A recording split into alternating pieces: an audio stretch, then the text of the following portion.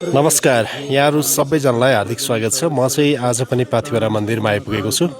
आज शुक्रबार बिहानैदेखि पाथिभरा मन्दिरमा दर्शनार्थीहरूको भिडभाड छ र यो समय पाथिभरा आउनका लागि पनि अनुकूल भएकाले धेरै दर्शनार्थीहरू देश विदेशबाट पाथिभरा मन्दिरमा पाथिभराको दर्शनका लागि आउने गर्नुभएको छ।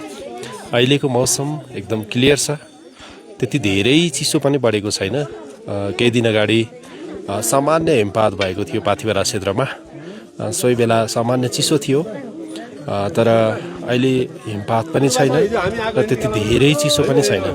र खास गरी यो क्षेत्रको मौसम चाहिँ कुन बेला के हुन्छ भन्ने कुरा त्यति आकलन गर्न सकिन्न। त्यसैले यहाँ आउँदाखेरि न्यानो कपडाहरू साथमा लिएर आउनुहोस्। कहिलेकाहीँ चिसो बढी पनि हाल्न सक्छ, त्यो बेला चाहिँ न्यानो कपडा साथमा लिएर आउनुभयो भने एकदमै सहयोग पुग्नेछ। र पाथिभरा माताको दर्शन गरी मनोकामना पुरा हुने धार्मिक जनविश्वास रहिआएको छ। र खास गरी पाथिभरा धार्मिक आस्थाको केन्द्र मात्रै नभएर प्राकृतिक सुन्दरताले भरिपूर्ण क्षेत्र हो।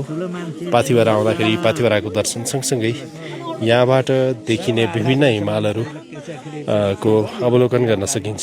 कञ्चनजङ्घा रेन्जका हिमालहरू, त्यस्तै मकालु लगायतका हिमालहरूको पनि दृश्य अवलोकन गर्न सकिन्छ।